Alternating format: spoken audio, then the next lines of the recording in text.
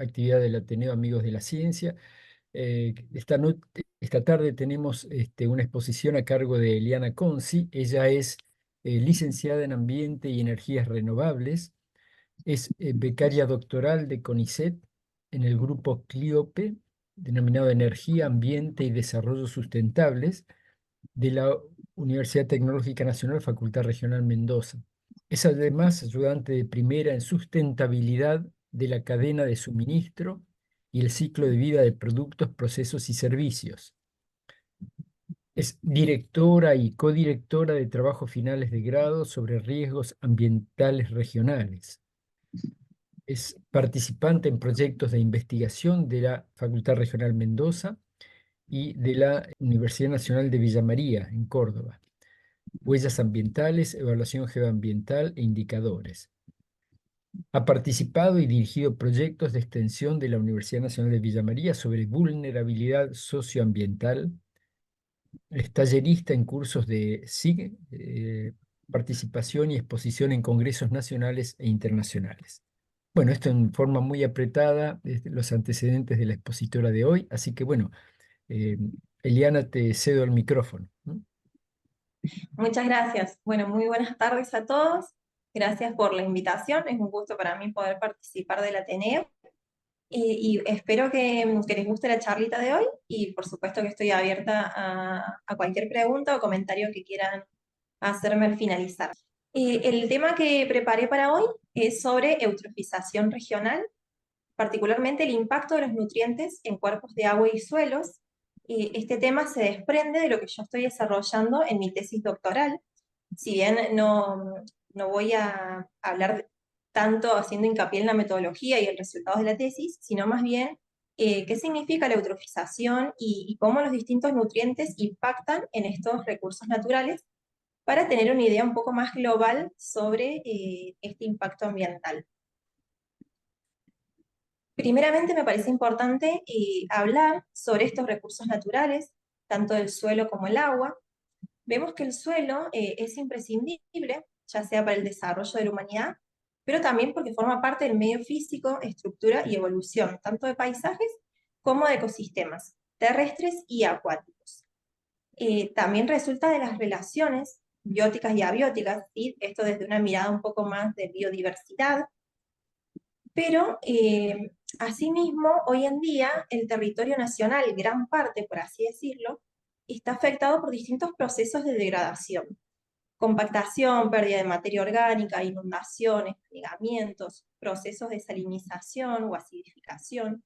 Es decir, hay un abanico bastante amplio de distintos riesgos ambientales y estos riesgos tienen distintos procesos, ¿sí?, a lo largo del tiempo, y también hay diferencias en la causalidad antrópica de estos riesgos ambientales. Entonces, a lo largo del país, la escala de gravedad de los diversos riesgos ambientales difieren unos de otros. Un autor en 1980 planteó una función de cuáles son lo que caracteriza el suelo en particular. Y esto nos permite también en distintos estudios poder utilizarlo para evaluar la vulnerabilidad de un suelo.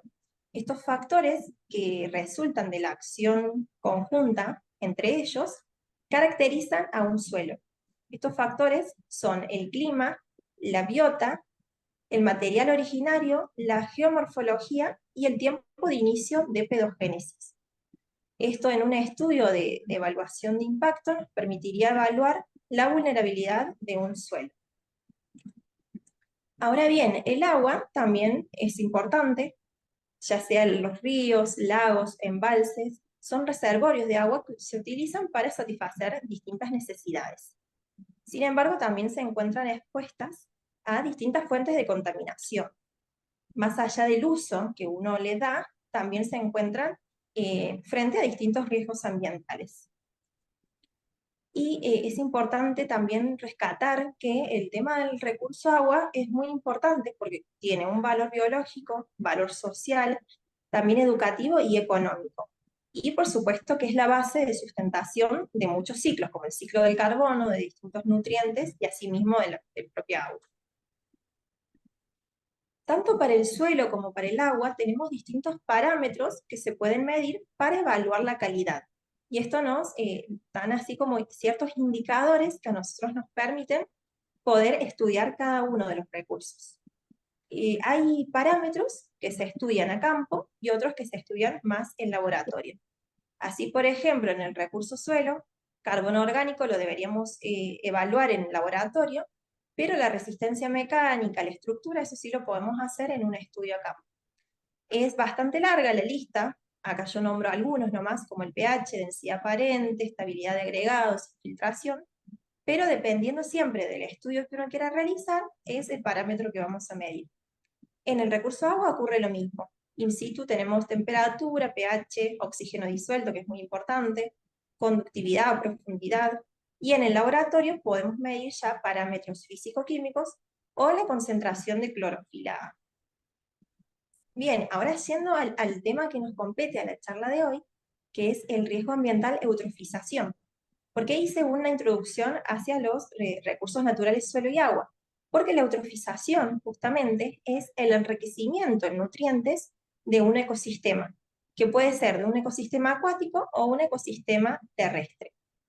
Este enriquecimiento en nutrientes, si bien en algunos lugares es natural, hoy en día hay una abundancia normalmente alta, ya sea de fósforo o de nitrógeno, que se produce al depositarse sus compuestos sobre estos recursos naturales.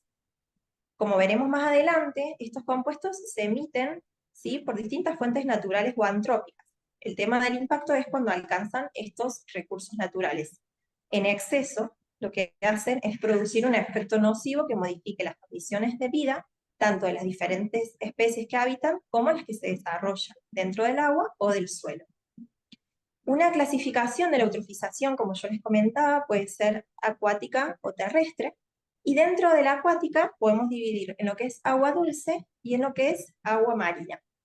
La diferencia está en aquel nutriente que limita, digamos, a cada uno de los recursos.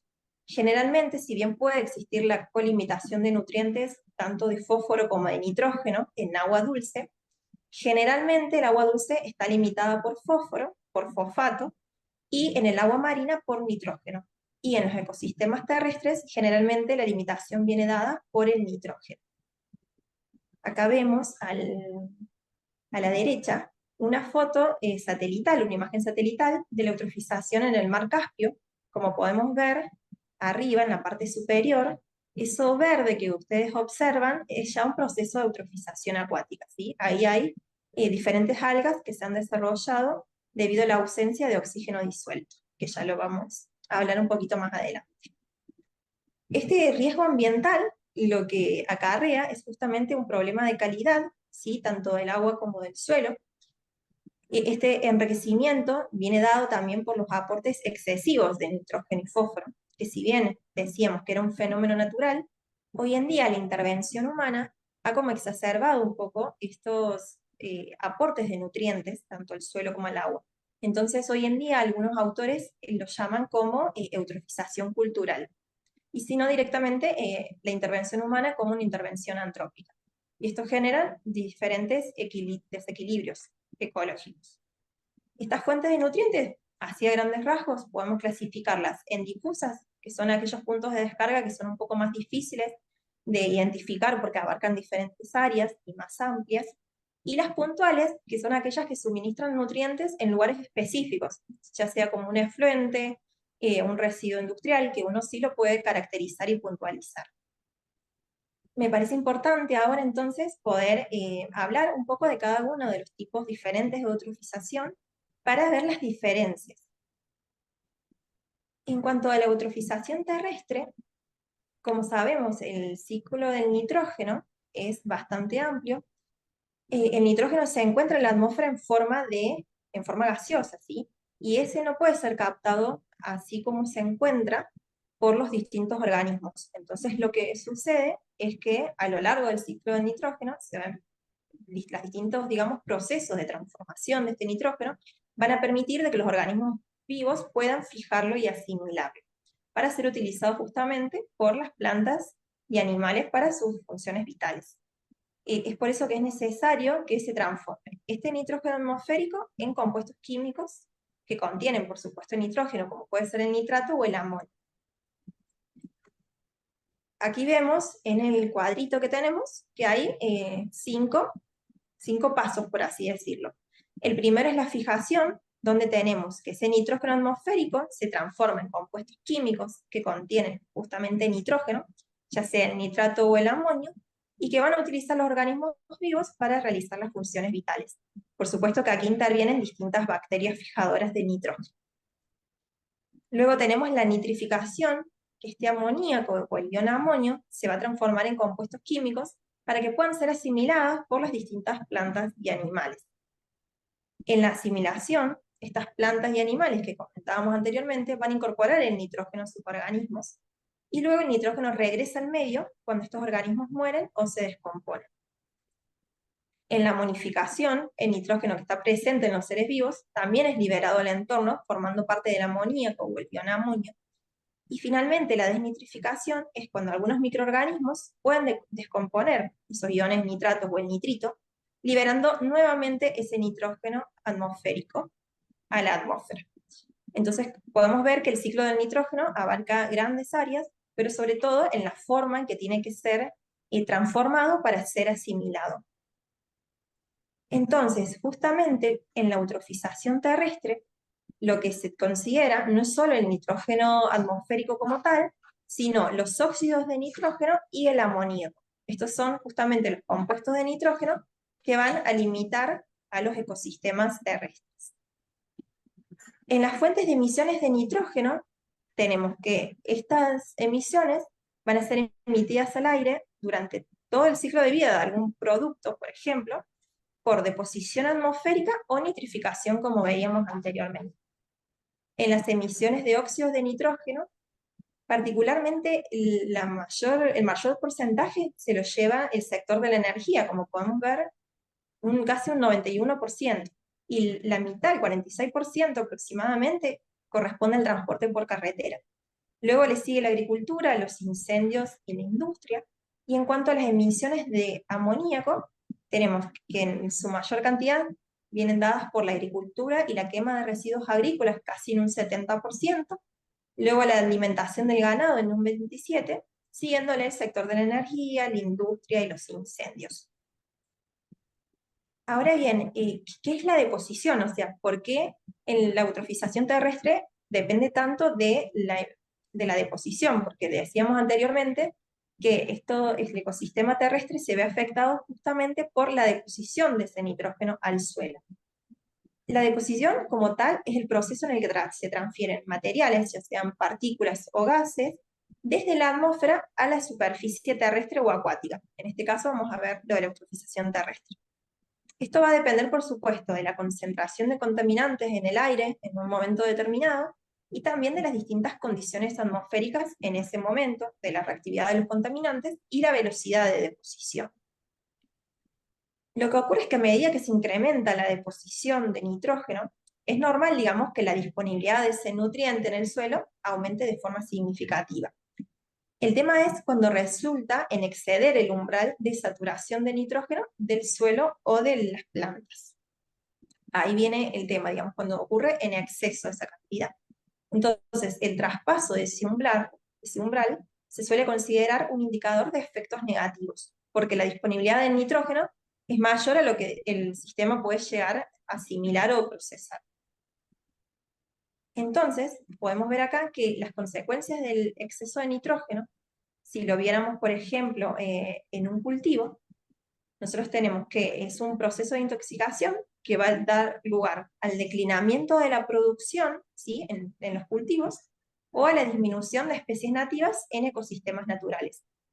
En este gráfico vemos la relación entre el crecimiento o rendimiento, ¿sí?, de un cultivo, de una planta, y por debajo la concentración de nutrientes. Y vemos que a medida que aumenta la concentración de nutrientes, si bien el crecimiento también aumenta, llega un momento, que es la zona E, donde es la zona de toxicidad. Ahí ya el crecimiento o el rendimiento empieza a declinar, porque hay mucha más concentración de nutrientes de lo que la planta puede llegar a asimilar. Esto que que el vegetal o el cultivo como tal puede llegar a asimilar viene dado por su valor de carga crítica, que se establece y se determina de forma diferenciada y específica para cada contaminante y cada receptor. Si bien se produce el declinamiento de la producción o la disminución de especies, esto hace que también cambie la estructura y la función de los ecosistemas que están limitados por nitrógeno. Justamente favorece un número restringido de especies adaptadas a esta nueva modalidad de ecosistema, y esto va a hacer que cambie también la tolerancia a enfermedades o distintos factores de estrés. Estos mapas que les muestro es una forma ilustrativa para ver cómo la deposición de nitrógeno inorgánico total ha afectado a lo largo del planeta, ¿sí? A nivel global, según un autor que hizo un estudio en el 2006, y hizo digamos, tomó los valores de 1860, de 1993, y hizo una proyección a 2050. Y como vemos, si nosotros nos ubicamos particularmente en Argentina, vemos que es muy bajo en comparación a otros lugares del planeta esa deposición de nitrógeno. De hecho, en el gráfico vemos que varía de 0 a 10 kilogramos de nitrógeno por hectárea año. Esos valores, si uno considera los valores de carga crítica de algún receptor, puede que sean mucho más bajos que la propia carga crítica de este receptor. Es decir, la deposición va a ser mucho más baja que lo que esta planta o vegetal o sistema terrestre puede llegar a asimilar. Es decir, puede que no haya eutrofización terrestre potencial en Argentina, pero sí lo podemos ver en países más orientales. Entonces, esta eutrofización terrestre es un riesgo justamente ambiental potencial, ¿sí? Porque en los modelos uno habla también de la potencialidad, y están provocados justamente por este exceso de nutrientes y que afecta justamente al crecimiento de las plantas y a la composición de especies naturales. Y también, por supuesto, seminaturales, puede afectar a los dos. Y esto también es importante considerarlo, porque por ahí es muy difícil, cuando uno evalúa la eutrofización terrestre, poder verlo, así como uno lo podría ver en lo que es un sistema de agua dulce. Es un poco más complicado, incluso la modelación de ese sistema. Pero es importante, porque para la conservación natural, ¿cierto? De bosques, de arbustos, pastos, vegetación en turberas, pantanosas, asimismo también para sectores de agricultura, para cultivos y demás. Entonces, por ahí es un riesgo ambiental que no se considera tanto, pero que, como se ha visto en diferentes estudios a lo largo de los años, es importante considerarlo porque también tiene su impacto ambiental negativo. Ahora bien, en cuanto a la eutrofización acuática, que por ahí es un poco más conocida, vemos que, ¿qué significa eutrófico? Hay, bien sabemos que es rico en nutrientes, proviene de palabras griegas que significa que esté bien nutrido, ¿sí? Que ese sistema o ese ecosistema está bien nutrido. Pero sin embargo, más allá de esto, como veníamos diciendo, que es un aumento en exceso, produce justamente un proceso de deterioro de la calidad del agua, así como ocurría con la calidad del suelo. El origen también viene dado por el enriquecimiento de nutrientes.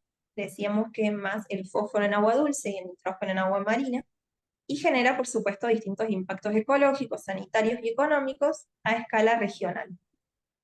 Esta imagen que yo les muestro en esta diapositiva es del lago San Roque de la provincia de Córdoba, que se encuentra muy eutrofizado, pero más que todo viene dado por distintas fuentes antrópicas. Y así es como se ve y realmente impacta a uno que lo puede ver. Por eso yo decía la diferencia, si uno ve un sistema de agua dulce, puede ver el impacto más fácilmente, y eso llega a uno, y no así en el ecosistema terrestre, que por ahí cuesta un poco más poder darse cuenta. Ahora bien, ¿cuál es la dinámica o ese mecanismo ambiental que se da en el agua, que es diferente a lo que ocurre en el ecosistema terrestre? Veíamos que venía dado por cargas críticas y demás. En el caso del agua, lo que ocurre es que hay sistemas acuáticos que naturalmente son eutróficos, ¿sí? Por la geología del lugar, por el clima. O sea, hay lagos, incluso en Argentina, que naturalmente son eutróficos. El tema viene dado cuando uno aumenta esa cantidad de nutriente en el ecosistema y hace que este enriquecimiento aumente y sea de manera exagerada. Entonces, si tenemos un lago que sea naturalmente eutrófico o no esté tan eutrofizado, pero de manera natural, tenemos niveles normales de nutrientes, tanto de fósforo como de nitrógeno, hay presencias de algas, sí, pero hay un consumo normal de oxígeno, tanto para las algas como para las distintas especies que habitan en el sistema acuático. Entonces, es decir, el cuerpo de agua es como que está equilibrado. ¿Qué sucede cuando empiezan a haber distintas fuentes antrópicas que intervienen en el sistema acuático? ¿De qué forma intervienen? Con el desagüe no tratado, con distintos efluentes que se dan que vuelcan, digamos, hacia el agua y demás. Empieza a haber un exceso de estos nutrientes, ¿sí? De nitrógeno y fósforo, y empieza a haber una multiplicación exagerada de estas algas, ¿sí? Porque tienen que consumir esos nutrientes. Entonces, de pronto, ese consumo en exceso de oxígeno hace que haya una falta justamente de oxígeno para las otras especies que habitan en el ecosistema, pero a su vez, esta multiplicación de algas hace que se forme una capa por encima en el agua que impide el intercambio de gases con la atmósfera y reduce el paso de la luz. Entonces empieza un proceso de mortandad de plantas y de algas que se encuentran por debajo de la superficie, porque justamente se impide el paso de la luz y la realización de la fotosíntesis, y hay una reducción de oxígeno disuelto. Entonces, de pronto, no hay tampoco alimento para las diferentes especies que viven. Entonces, la muerte de estas algas, que de pronto no tienen alimento ni oxígeno, eleva esa disponibilidad también de nutrientes, no solo la que se vierte, sino la propia mortandad de esas algas y plantas. Entonces, esa descomposición anaerobia que empieza a suceder porque ya no hay más oxígeno disuelto, hace que se genere una abundancia de descomponedores, la mayoría generalmente son bacterias, y este crecimiento explosivo crea una gran demanda nueva de oxígeno disuelto que se consume en la respiración. Entonces, de pronto ya cada vez se reduce más el oxígeno en el agua, eleva la muerte de animales y plantas, y esta descomposición anaerobia desencadena la liberación de gases que causan un fuerte olor y a su vez ese color verdoso que es tan característico y que ustedes podían ver recién en la imagen que yo les mostraba. Como dijimos, hay causas naturales que vienen dadas por los aportes atmosféricos, por los sedimentos, por la descomposición o fijación de nitrógeno, fósforo, también por la geología propia del lugar, pero el problema acá es cuando tenemos los antropogénicos, ya sea el vertido de residuos, la deforestación, las plantas de tratamiento de aguas residuales que no se tratan, los distintos fertilizantes que se utilizan en la agricultura, es decir, todo esto sin tratar y que se vuelcan directamente al sistema. Entonces justamente esto es lo que crea un agua pobre en oxígeno y el crecimiento de esas algas verdes. Como consecuencia, que ya lo veníamos adelantando, tenemos la disminución de la calidad de este recurso, la disminución de la biodiversidad, el incremento en la productividad y biomasa, también se altera la misma equilibrio químico natural del agua y del suelo, por supuesto, y en la disminución del oxígeno, como decíamos, la mortandad de peces, la proliferación de algas, pero también la pérdida de usos potenciales que uno le puede dar a ese recurso hídrico, y bueno, por supuesto que también acarrea ciertas pérdidas ecológicas, económicas y sociales. Ahora bien, habiendo contado en qué se diferencia la eutrofización terrestre de acuática, ¿por qué quería hacer esta diferencia? Porque acá en el grupo en el que participo en Mendoza, y también que es parte de mi tesis doctoral, utilizar una herramienta de evaluación de impacto ambiental que se llama análisis de ciclo de vida.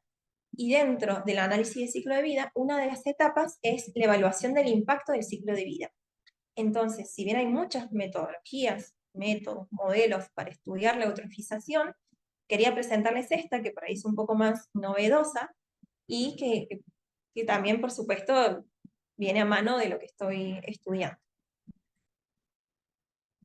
El análisis de ciclo de vida, como les adelantaba recién, es una herramienta de evaluación de impacto ambiental que va a tratar los aspectos ambientales o impactos ambientales potenciales que se dan a lo largo de todo el ciclo de vida de productos, procesos o servicios, desde la adquisición de la materia prima hasta lo que es la disposición final, pasando por supuesto por cada una de las etapas productivas. Como les decía, el análisis de ciclo de vida se compone de 4 etapas: definición de objetivos y alcance, inventario, evaluación de impactos e interpretación. En la evaluación de impactos uno trabaja justamente con, normalmente serían los riesgos ambientales. En lo que es análisis de ciclo de vida, uno lo conoce como categorías ambientales o categorías de impacto. Y la eutrofización es una categoría de impacto que viene diferenciada en acuática y terrestre. Por eso se desencadena de aquí. Y se estudia en todas las fases de evaluación de impacto del ciclo de vida. Desmembrando un poquito el análisis de ciclo de vida, tenemos que en la etapa 1, uno lo que va a hacer es definir el tema que uno quiere estudiar, ¿sí? Se van a incluir los motivos que llevan a realizar ese estudio, se va a establecer la unidad funcional, que es lo que describe la función principal de ese sistema que uno va a analizar, que ya les voy a mostrar con un ejemplo, y se establecen los distintos límites del sistema. Es decir, voy a determinar qué procesos unitarios yo voy a incluir en mi estudio. Es decir, si yo solo voy a incluir la etapa de producción, bueno, mi estudio va a ser de la puerta a la puerta. Si yo voy a incluir desde los recursos, pasando por la explotación, distribución, transformación, distribución y de nuevo producción, voy a hacer un estudio de la cuna a la puerta. Y así puede ser de la cuna a la tumba, llegando desde la extracción de la materia prima hasta el fin de vida, y si hago un reciclo puede ser de la cuna a la cuna. Eso me permite también a mí no solo marcar los límites del sistema, sino tener bien en claro cuál va a ser mi objetivo y la función del estudio. Por ejemplo, si yo quisiera evaluar el impacto ambiental de un par de zapatillas para correr durante su ciclo de vida completo, ese va a ser mi objetivo. Bueno, ¿cuál va a ser mi alcance? De la cuna a la tumba, desde la extracción de los recursos naturales hasta el fin de vida. ¿Cuál va a ser mi unidad funcional? Es decir, ¿qué es la función principal que a mí me describe el sistema? Bueno, un par de zapatillas con 800 kilómetros de uso para correr. Y voy a tener de referencia un par de zapatillas A y un par de zapatillas B. ¿Esto para qué sirve? Como tenemos en esa imagen. Por supuesto que no nos vamos a poner a hacer cada uno un análisis de ciclo de vida cada vez que uno quiera ir a comprar un par de zapatillas, porque no terminaría nunca de decidir si me voy a poner a hacer el estudio completo. Pero esto sí sirve para las distintas empresas o estudios que realmente quieran analizar el impacto ambiental y ver cuál conviene y cuál no. Y después el modo de comunicar esos resultados es realmente muy importante para el consumidor a la hora de elegir qué productos llevar. Y ver, por supuesto, qué valora más, el impacto ambiental, el precio, el costo y demás. Es una herramienta también que está muy asociada al consumidor, a la producción y demás. Es decir, a la cadena de suministro. Ahora bien, en la segunda etapa, que es el inventario del ciclo de vida, lo que yo tengo acá es todos esos procesos unitarios que veíamos, o sea, todas las etapas productivas. Voy a ver cuáles son las entradas a ese sistema y cuáles son las salidas de ese sistema. Como entradas voy a tener energía y materias primas, y como salidas voy a incluir emisiones, efluentes, residuos, consumo de recursos y otras emisiones ambientales que yo quiera evaluar. Es decir, esto sería, por ejemplo, para un producto, pero si yo quisiera hacer un sistema de varios productos, lo que tengo que hacer es empezar a asignar flujos de referencia de materia y energía para ver cuál corresponde a cada uno.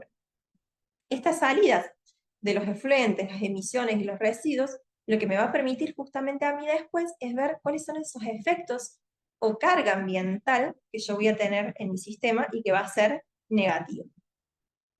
Una vez que yo identifique las salidas de ese inventario, paso a la etapa 3, que es la evaluación del impacto del ciclo de vida. En esta etapa, esas emisiones que estaban inventariadas, lo que voy a hacer es multiplicarlo por factores de caracterización que son específicos de una sustancia en particular, que representan la capacidad que tiene esa sustancia para influir en los indicadores representativos. Es decir, esos factores de caracterización se convierten una emisión o un consumo en un impacto potencial para el medio ambiente. Si mi sustancia es el amoníaco, ¿sí? Yo voy a multiplicar ese factor del amoníaco por el resultado de inventario que tenía anteriormente. Sí, es importante tener en cuenta que en esta etapa tenemos procesos o etapas que son obligatorias y otras que son opcionales. Las obligatorias es seleccionar las categorías de impacto y los indicadores de categoría. Por ejemplo, selecciono la categoría de impacto eutrofización terrestre y como indicador de categoría es el exceso de óxidos de nitrógeno o el exceso de amonía. En la asignación de los resultados del ICB es lo que se conoce como clasificación, ¿sí? Que ahí hago la relación con los resultados, con las salidas que yo tenía de mi etapa anterior. Y en la caracterización hago justamente este cálculo de los indicadores, la multiplicación entre lo que yo les comentaba del factor de caracterización por ese resultado de inventario. Con eso yo tendría el resultado de los indicadores de categoría, que se conoce como el perfil ambiental que yo tendría de mi estudio. Ahora bien, si yo voy a hacer un análisis comparativo, como veíamos recién, entre distintas categorías también, lo que yo tengo son elementos opcionales, como la normalización, agrupación, ponderación, que me van a permitir ver de una manera más clara cuál es realmente la categoría de impacto que tiene más preponderancia ante cada producto, por ejemplo. Y sí, siempre es necesario también en estos estudios hacer un análisis de calidad de los datos, porque uno obtiene datos de distintas fuentes, entonces es importante también evaluar la calidad de esos datos. Porque puede diferir, digamos, en las distintas fuentes. Pueden ser fuentes primarias como fuentes secundarias obtenidas de literatura. Entonces uno también tiene que poner a prueba la calidad de esos datos. Sí, es importante decir que todo lo que es el análisis de ciclo de vida está enmarcada dentro de las normas ISO. Y IRAM también las adaptó. Entonces, esta metodología, que no lo había dicho anteriormente, se utiliza a nivel mundial, ¿sí? Y bueno, acá en Argentina también la aplican. Y esto es muy importante en el caso de, por ejemplo, exportación de productos. Hoy en día seguramente han escuchado que muchas empresas calculan el impacto de su huella ambiental o el consumo de carbono o agua. Entonces, bueno, esto también es importante a la hora de comercio. Para ir a un ejemplo práctico de la eutrofización, que es lo que veníamos hablando, que es más o menos para ejemplificar lo que veíamos anteriormente, el resultado del inventario dijimos que podían ser los óxidos de nitrógeno o el amonio, que vienen dados en kilogramos de mi unidad funcional, de la función que yo tenía para el sistema. La categoría que selecciono es eutrofización terrestre. El resultado del inventario, ¿cuál va a ser? Las emisiones que contribuyen justamente a la eutrofización terrestre, que en nuestro caso son los óxidos de nitrógeno, particularmente el dióxido de nitrógeno, y el amoníaco. El modelo de caracterización, que es el que yo voy a seleccionar, es el que me va a permitir a mí poder calcular esos indicadores de categoría. En este caso tenemos, por ejemplo, el exceso de nitrógeno, tanto para el dióxido de nitrógeno como para el amoníaco. Y por supuesto que hay que evaluar esa importancia ambiental, o sea, qué significa ese resultado en mi estudio. Y categoría final, en este caso dice vegetación, pero podíamos ver que podía ser un sistema natural, podía ser también un cultivo. Bien, para los métodos de evaluación, que yo se los había nombrado anteriormente, que ahí hice modelo de caracterización para ver cuál es ese indicador, hay que considerar lo que se llama cadena causa-efecto, o también conocido como la cadena causa-efecto, pero considerando el mecanismo ambiental de cada una de las sustancias, ¿sí? Y cómo se dan los distintos ciclos de los nutrientes. Entonces, yo puedo tener, como dijimos, que las sustancias, como vemos, la intervención ambiental, la emisión que se da al aire, al agua o al suelo. Tenemos el destino de esa sustancia y luego la exposición, ya sea de un sistema acuático o terrestre. Si yo mi estudio lo planto hasta ahí, tenemos indicadores o factores de caracterización de punto medio. Ahora, si yo quiero evaluar las consecuencias también que va a tener esa intervención ambiental desde el lado del efecto y el daño que va a producir a distintas áreas de protección, como sea la salud humana, los ecosistemas o los recursos, amplío un poco mi estudio y me voy a factores de caracterización de punto final. Es decir, la diferencia viene entre si yo estudio solo hasta el punto de exposición o si voy un poco más allá y evalúo realmente el daño. Por eso esto se conoce como cadena causa-efecto.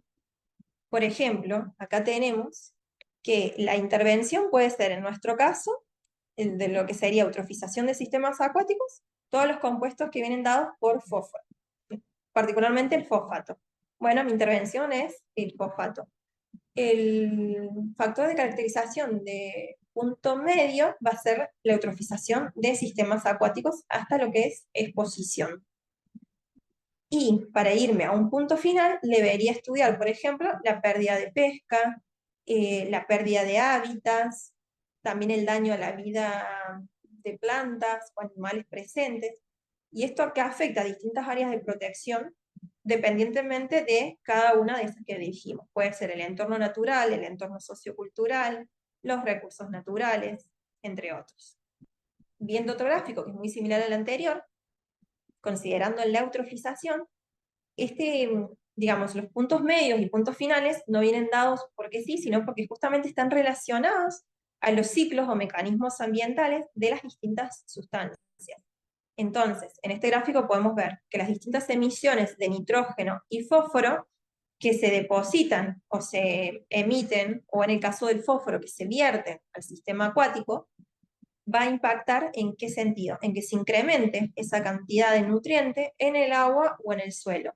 ¿Esto qué acarrea? A que se incremente la producción primaria, luego el incremento también de la materia orgánica y de su descomposición, y generando cambios en el hábitat, en la composición de las especies y en el oxígeno disuelto. Si uno llegara hasta ahí, tenemos un estudio de factores de caracterización del punto medio. Ahora, si me quiero ir al punto final, ahí sí estudio el daño en exposición de los ecosistemas terrestres, el daño a los cultivos, a los ecosistemas naturales, a la vida acuática y demás. Hoy en día, digamos, para la eutrofización terrestre no hay un modelo como tal recomendado, sino que uno va buscando cuál es el mejor que se aplica para su región. En el caso de la eutrofización acuática, sí hay modelos que se recomiendan, pero siempre es importante hacer una bajada hacia la región. Y generalmente también se recomiendan indicadores de punto medio e indicadores de punto final, relacionado a lo que les comentaba. Y si seguimos avanzando en nuestro análisis de ciclo de vida, llegamos a la etapa número 4, que es la interpretación, que es muy importante también, por más que sea la última, porque ahí yo voy a realmente combinar los resultados que obtuve de mi inventario con los de la evaluación del impacto del ciclo de vida. Entonces yo voy a poder sacar conclusiones y recomendaciones para la toma de decisiones, para distintas políticas que se quieran efectuar, para ver realmente, no sé si estoy evaluando un producto, cuánto contribuye a la emisión de distintas sustancias o a las distintas categorías ambientales, ¿sí? Y esto me va a permitir también ver qué cargas ambientales realmente está generando mi producto, para poder justamente buscar puntos críticos y poder mejorarlos. Y en la comparación de productos voy a poder también determinar cuál presenta el mejor comportamiento ambiental. Entonces, particularmente en mi tesis, en mi trabajo, yo no es que realmente voy a hacer todo el estudio del análisis de ciclo de vida, sino para ponernos un poco en contexto, sino que me limito particularmente a la etapa que era de evaluación de impacto ambiental, buscando cuáles son esos indicadores de eutrofización terrestre y acuática que serían los mejores a adaptar para la región de Argentina. Sería muy largo si yo les mostrara todos los cálculos que hay de por medio y los tipos de modelos, pero sí me parece importante, aunque sea, mostrarles un gráfico hacia dónde va esto de buscar indicadores regionales, porque es la importancia de buscar realmente algo que caracterice a la región. Sabemos que la comparación con otros factores de caracterización no es sencilla. ¿Por qué? Porque difieren en las metodologías, en la toma de datos, porque por más que se consideren aspectos similares, uno puede usar distintos modelos atmosféricos, entonces los datos de entrada también son diferentes, el mecanismo que se da dentro de los modelos difiere, y también en el tratamiento de los datos. Entonces, eso es el momento de comparar, ¿cierto? No sé, yo tengo este valor de factor de caracterización contra otro, pero bueno, hay que ver realmente si esa comparación es válida en función de los modelos que se utilizaron. Acá les muestro dos gráficos, es de una tesis doctoral, donde también estudió lo que era eutrofización terrestre para el territorio de Mendoza, y una vez que obtuvo su factor de caracterización regional, que era de punto medio, para la provincia, vio que realmente si utilizaba factores regionales propios, el valor como tal de la categoría de impacto, que es el gráfico que se encuentra a la derecha, le daba valores negativos. Pero anteriormente, sin utilizar sus valores, veíamos en el gráfico izquierda que los valores les daban positivos. Es decir, ¿qué hizo la autora? Primero utilizó factores genéricos, que se llaman, que son factores que han sido desarrollados para otras partes del mundo, ¿sí? Para Europa normalmente. Utilizó ese factor y lo aplicó a su estudio. Y al darle valores positivos, ella pudo constatar de que se sobreestimaba el daño o el impacto ambiental potencial, y que al utilizar un factor propio, regional, adaptado a las condiciones ambientales del lugar, ese valor le daba negativo. Es decir, que si ella no hubiera hecho ese estudio, generalmente ese impacto ambiental potencial estaba sobreestimado, y que en realidad con su estudio demostró de que ese impacto ambiental, esa categoría de impacto, no era del todo influyente en el territorio en el que ella estaba haciendo su trabajo. Entonces, esto también es muy importante, porque por ahí no significa que todas las categorías de impacto van a influir de la misma manera, sino que hay algunas que realmente no influyen, y que viene dado también por las distintas características ambientales del lugar. Entonces, realmente existe la necesidad dentro de lo que es la metodología del análisis de ciclo de vida de poder acarrear estos problemas medioambientales que son regionales, como la acidificación o la eutrofización, utilizando metodologías que sean realmente adaptadas a la región de estudio. ¿Qué quiero decir con esto? Que se tiene que considerar el clima del lugar, la geomorfología, los distintos sistemas que son propios. Porque ¿qué ocurre? Generalmente estos factores, estos indicadores, normalmente están desarrollados para otras partes del mundo, como Europa o Norteamérica. Y cuando uno utiliza ese valor así como tal y lo aplica a un modelo de acá, puede pasar lo que pasaba anteriormente, que se esté sobreestimando el daño.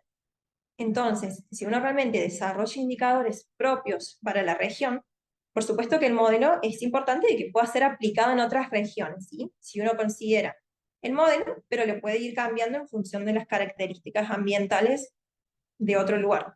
Por ejemplo, yo tengo mi modelo que considera las características climáticas del lugar y las cargas críticas de ciertos cultivos. Bueno, el modelo como tal está dado. Si alguien lo va a aplicar a otro lugar, sería importante que cambie los valores de clima y que cambie los valores de carga crítica.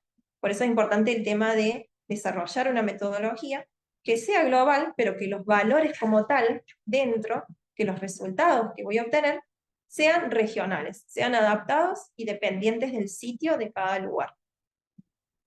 Entonces, bueno, justamente en lo que es el estudio de análisis de ciclo de vida, se ha intentado avanzar en la búsqueda de estos indicadores de impacto con condiciones que son dependientes del lugar, ¿sí? Que son categorías regionales. Como decíamos, la eutrofización es una categoría regional. No así, por ejemplo, el cambio climático, ¿sí? Que es una categoría global. Entonces, hay que tener en cuenta el lugar donde se libera esa emisión, el posterior transporte atmosférico, y también la sensibilidad de los ecosistemas receptores, que van a variar de un lugar a otro. Entonces, ¿qué es la importancia, más allá de la metodología y de realizar el estudio, para la gestión ambiental? Digamos, ¿cómo uno puede trasladar esto hacia las cuestiones más prácticas? Como decíamos, en la parte comercial o empresarial, realmente es muy importante, porque hoy en día, si uno quisiera, por ejemplo, exportar, te piden ciertos informes ambientales, ciertos cálculos de huellas o de impactos, para ver realmente qué impacto tiene ese producto, por ejemplo, en cuanto a cargas ambientales. Entonces, desde ese lado es muy importante. Pero también en la toma de decisiones, ¿sí? Para cuestiones regionales, es importante porque uno permite realmente identificar y evaluar cuáles son los efectos negativos, ¿sí? Por ejemplo, de esta acumulación excesiva de nutrientes. No sé, en el caso de la eutrofización terrestre, puede ser realmente importante para regiones agrícolas, donde hay grandes extensiones de cultivos y realmente un aumento en exceso de esos nutrientes puede acarrear distintos desequilibrios ecológicos. Lo mismo sucede para ecosistemas acuáticos. puede influir en cuestiones económicas, sociales, turísticas. Entonces, si uno toma decisiones pero que realmente estén informadas y basadas científicamente, uno puede también colaborar en la mitigación de esos impactos. Y el análisis de ciclo de vida, al considerar todas las etapas, ¿sí?, de un producto, de un proceso, de un servicio, desde la extracción de la materia prima hasta su fin de vida, realmente tiene una visión más holística e integral de cuáles son esas causas y consecuencias y cuáles son realmente esas cargas ambientales y cómo influyen en las distintas categorías de impacto. Siempre se habla de impactos potenciales, por supuesto, porque viene dado por todos los modelos. Pero esto va a ayudar a desarrollar distintas estrategias que sean un poco más sostenibles para preservar la salud de los ecosistemas y que promuevan un uso responsable de los distintos recursos naturales. Entonces, me parece que lo que es el análisis de ciclo de vida es muy importante porque realmente otorga una mirada un poco más amplia en cuanto a los distintos impactos ambientales y también considera todos los mecanismos ambientales que hay por detrás. Entonces, realmente la visión que uno tiene de esta herramienta de impacto ambiental es bastante integral. Bueno, acá tengo bibliografía de consulta que se ha utilizado para desarrollar la charla del día de hoy y les agradezco mucho por su atención y estoy abierta a cualquier pregunta o duda o inquietud que tengan. Muchas gracias. Gracias a vos, Eliana, muchas felicitaciones por la claridad conceptual y la claridad expositiva. Esto es un tema, por lo menos para mí, nuevo. Realmente bellísima la exposición y muy, muy novedosa. Así que va de mi parte y del Ateneo Amigos de la Ciencia un agradecimiento muy, muy fuerte y una felicitación por todo lo que has hecho.